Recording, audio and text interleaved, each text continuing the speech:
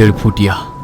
कहते हैं हर शहर में कुछ ऐसी कहानियां होती है जो सच भी होती है और झूठ भी, लेकिन डेढ़ फुटिया जो सिर्फ कहानी नहीं है। कुछ लोग उसे जिन्न का बच्चा कहते हैं, तो कुछ कहते हैं वो अधूरी आत्मा है, और कुछ लोग जो उसे देख चुके या तो जिंदा नहीं बचे या फिर कभी पहले जैसा नहीं रहा। मध्य प्रदेश के एक छोटे से कस्बे नरसिंहपुर रोड के पास की कॉलोनी में अचानक अजीब घटनाएं शुरू हुई। लोग रात में गायब होने लगे। सीसीटीवी में सिर्फ एक छोटा सा काला साया दिखता, और हर केस में एक चीज कॉमन थी। मरने वाले ने मरने से पहले पीछे एक बार मुड़कर जरूर देखा था। राघव, एक क्राइम जर्नलिस्ट, इस केस की तह तक जाने आया। उसे ऐसी कहानियों में दिलचस्पी थी, लेकिन वो अंधविश्वासी नहीं था। ऐसे ही एक रात जब किसी की मौत हुई, अगली सुबह वो थाने पहुंच गया और उसने पुलिस से पूछा, सर, ये तीसरी मौत है, कोई क्लू? नहीं, किसी ने मारने वाले को नहीं देखा। वो कोई पैटर्न? हाँ, मरने से पहले दो लोगों ने कहा उन्हें किसी बच्चे की आवाज आई थी। ये सीसीटीवी फुटेज देखो। इंस्पेक्टर के कहने पर राघव ने एक सीसीटीवी फुटेज देखा। रात के करीब 2:17 पर एक आदमी सड़क पर चल रहा था। अचानक वो रुकता है और पीछे देखता है और डर के मारे भागने लगता है। तभी कोई पीछे से उसके कंधे पर झपटता है और कैमरा ब्लैंक हो जाता है। राघव हैरानी से दोबारा उस वीडियो को देख ही रहा था कि एक बूढ़ी औरत वहां आई और इंस्पेक्टर से बोली, तुम जिस चीज को ढूंढ रहे हो वो इंसान नहीं है, वो जिन्न का बच्चा है, अधूरा अधमरा। उसकी लंबाई सिर्फ 1.5 फुट है, लेकिन उसकी ताकत इंसान से 100 गुना ज्यादा। उसकी बात सुन इंस्पेक्टर और राघव एक दूसरे की ओर देखने लगे। राघव ने आगे बढ़कर उससे बात की। अब कौन है आप? ये किसके बारे में बात कर रही हैं? मेरा नाम शकीला आपा है। मैं उसकी बात करने आई हूँ जिसे आप ढूंढ रहे हैं। ये क्या बोल रही हैं आप? वो हमेशा पीछे से बुलाता है। उसकी आवाज कभी बच्चे जैसी होती है, कभी किसी अपने की। उसकी आंखें पूरी काली होती हैं और उसका चेहरा आधा जला हुआ। वो परछाई खा जाता है। जिसकी परछाई वो खा ले, वो इंसान धीरे धीरे अंदर से खत्म हो जाता है। आप बेमतलब की अफवाह मत फैलाओ। ये अफवाह नहीं है, सच है।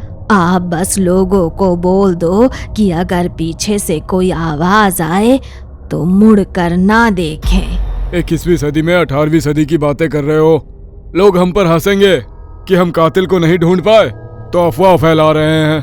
राघव शकीला आपा की बातें सुन रहा था। उसकी आंखें देखकर उसे यकीन होने लगा कि यह औरत झूठ नहीं बोल रही है। ये सच है या अफवाह? इसका पता मैं लगा कर रहूंगा। मैं खुद इसका पता लगा कर रहूंगा। राघव ने तय किया, आज रात वो खुद बाहर जाएगा। वो अंधेरी रात में बाहर निकला। रात के 2 बज रहे थे। सड़क खाली थी। अचानक किसी बच्चे की आवाज आई, भैया। आवाज सुन राघव रुक गया। आवाज पीछे से आई थी। उसका दिल जोर से धड़कने लगा। भैया, मुझे घर जाना है। राघव ने धीरे धीरे पीछे देखा और जो उसने देखा उसकी रूह कांप गई। वहां एक छोटा सा बच्चा खड़ा था, लेकिन उसका शरीर टेढ़ा मेढ़ा था।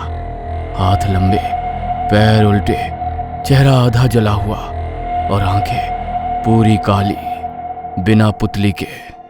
वो धीरे से मुस्कुराया और फिर अचानक वो जमीन से उछला और सीधा राघव के सीने पर आ गिरा। अचानक झटके से राघव जमीन पर गिर पड़ा। उसे लगा जैसे उसकी सांस रुक रही है। वो चीज उसकी छाया को पकड़ने की कोशिश कर रही थी। राघव खुद को बचाने की कोशिश कर रहा था, मगर वो कामयाब नहीं हुआ। अंधेरे में उसकी चीख गूंजने लगी। तभी राघव को शकीला आपा की बात याद आई कि लोहे से वो डरता है। उसने जेब से चाबी निकाली और उस पर वार किया। जैसे ही राघव ने उस पर वार किया, वो चीख कर पीछे हट गया और फिर गायब हो गया। मगर साथ ही गायब हो गई राघव की परछाई।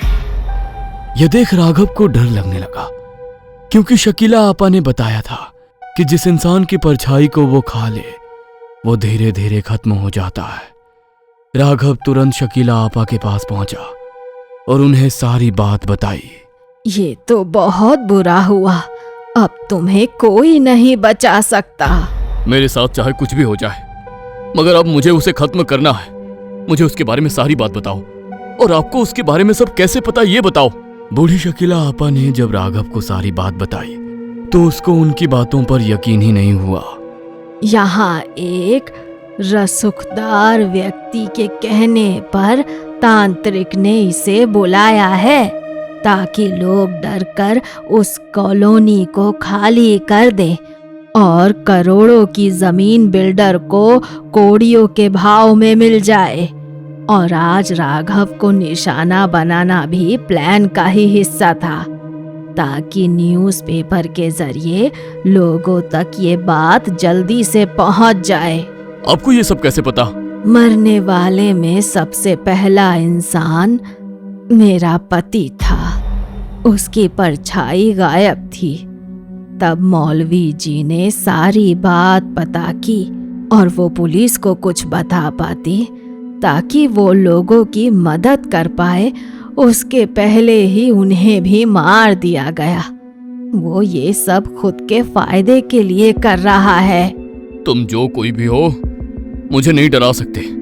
मैं दोबारा तुम्हारा सामना करने के लिए आ रहा हूँ।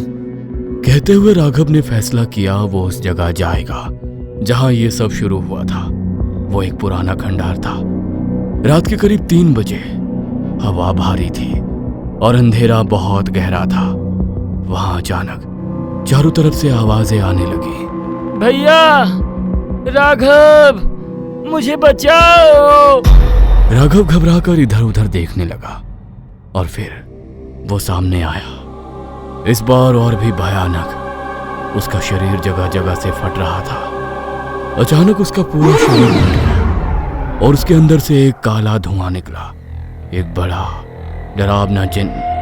उसे देख राघव ने शकीला आपा के बताए मंत्र पढ़ना शुरू किया और उसने जिन के आसपास लोहे की साकल का घेरा बनाया। जिन चीखने लगा और फिर धीरे धीरे गायब हो गया। राघव को लगा 1.5 फुटिया खत्म हो गया। अगले दिन सब कुछ सामान्य लग रहा था। राघव ने केस बंद कर दिया। लेकिन उसी रात जब वो सो रहा था, उसे पलंग के नीचे से आवाज आई। भैया। उसने धीरे धीरे नीचे देखा और उसके बेड के नीचे 2 काली आंखें उसे घूर रही थी। रात के उस खौफनाक मंजर के बाद राघव की नींद जैसे टूट गई थी। बहुत ही डरावना सपना था। कहते हुए वो पानी पीने के लिए पलंग पर से उठने की कोशिश करने लगा, मगर शरीर हिल नहीं रहा था। उसने महसूस किया कोई उसके सीने पर बैठा है, भारी, ठंडा और जिंदा। धीरे धीरे उसकी आंखें नीचे गईं और वहां वही काली आंखों वाला 1.5 फुटिया वो मुस्कुरा रहा था। अब तू मेरा है, तुझे कोई नहीं बचा सकता। राघव चीखना चाहता था, लेकिन आवाज उसके गले से बाहर नहीं आई। मगर जब वो सुबह उठा तो सब कुछ नॉर्मल था, लेकिन उसकी परछाई अब उसकी नहीं थी। राघव ने ऑफिस के लिए तैयार होते वक्त खुद को आईने में देखा। सब ठीक था, लेकिन जैसे ही उसने आवाज सुन पीछे देखा, उसकी परछाई उसके साथ नहीं हिल रही थी। वो अलग खड़ी थी और उसे घूर रही थी। अचानक परछाई ने मुस्कुराई और धीरे से फुसफुसाई। वो आ चुका है। राघव पीछे मुड़ा मगर वहां कोई नहीं था। अब राघव जहां भी जाता उसे वही आवाज सुनाई देती। भैया। ऑफिस में, सड़क पर, यहां तक कि फोन कॉल में भी। एक दिन उसने कॉल उठाया तो दूसरी तरफ से सिर्फ सांसों की आवाज आ रही थी। ये सांसें उसे अपने कंधे पर महसूस हो रही थी। तो उसने पीछे देखा तो वहां 1.5 फुटिया खड़ा था। राघव ने तुरंत फोन फेंक दिया मगर अचानक फिर वो गायब हो गया। राघव ने सोचा ये सब उसका वहम है, लेकिन उसी दिन उसे खबर मिली जिस आदमी को उसने सीसीटीवी में देखा था कि जो कि मर चुका था वो वापस आ गया है। लेकिन वो इंसान नहीं था। उसकी आंखें खाली थीं, बेजान चेहरा और उसकी परछाई गायब थी। राघव फिर शकीला आपा के पास गया। वो उसे देखकर घबरा गई।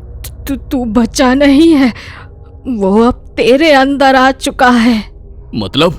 1.5 फुटिया सिर्फ शिकार नहीं करता, वो अपने लिए शरीर ढूंढता है और तू उसका अगला घर है। यह नहीं हो सकता। उस रात राघव को लगा जैसे उसका शरीर खुद चल रहा है। उसके हाथ टेढ़े मेढ़े हो गए थे। राघव के गले से निकलने वाली आवाज भारी, फटी हुई थी और उसके शरीर से किसी पुरानी कब्र की सड़न जैसी बदबू आ रही थी। भैया। राघव का हाथ अपने आप उठा और उसने आईने पर एक जोरदार मुक्का मारा। आईना चकनाचूर हो गया। लेकिन ताज्जुब की बात यह थी कि राघव के हाथ से खून नहीं निकला। टूटे हुए शीशों के टुकड़ों में उसे अपनी शक्ल नहीं बल्कि उस 1.5 फुटिया के चेहरे नजर आ रहे थे। ये देख राघव पागलों की तरह कमरे से बाहर भागा। सड़क पर सन्नाटा था, लेकिन उसे अपने पीछे सैकड़ों कदमों की आहट सुनाई दे रही थी। उसने एक स्ट्रीट लाइट के नीचे रुककर अपनी परछाई देखी।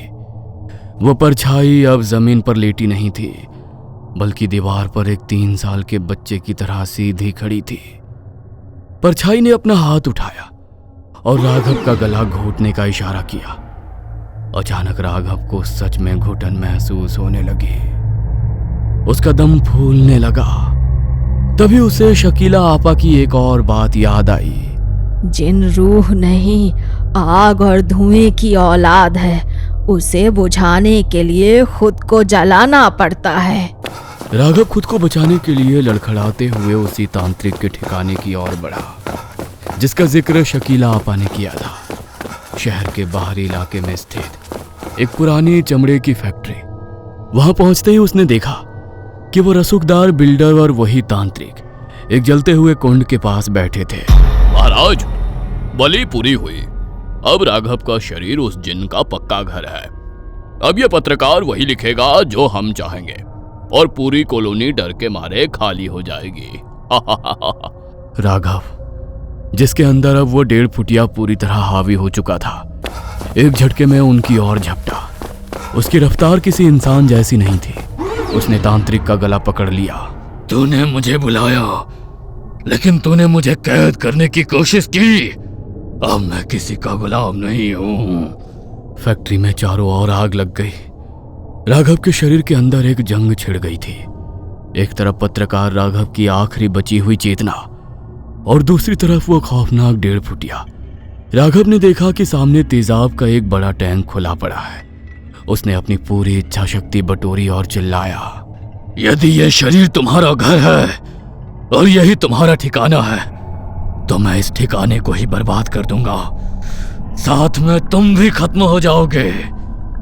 बिल्डर और तांत्रिक की चीखों के बीच राघव ने उस जलते हुए कुंड से आग उठाई और खुद को आग लगा ली।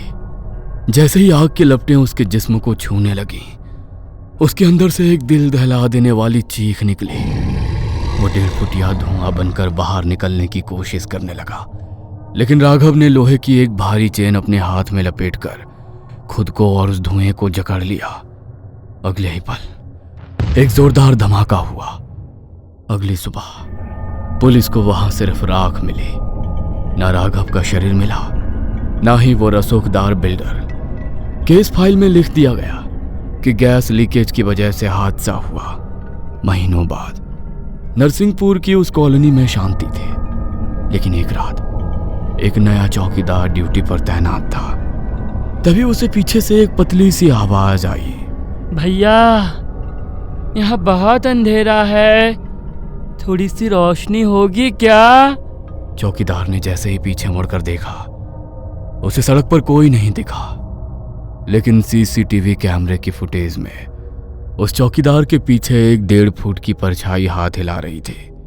राघव तो चला गया था, लेकिन वो 1.5 फुटिया अब भी जिंदा था। अपना तो उसका कोई ना ही मालिक था, ना ही कोई रहने का ठिकाना। वो पूरी तरह आजाद था। अब कहीं वो आपके पीछे से आवाज दे भैया, तो मुड़कर मत देखना।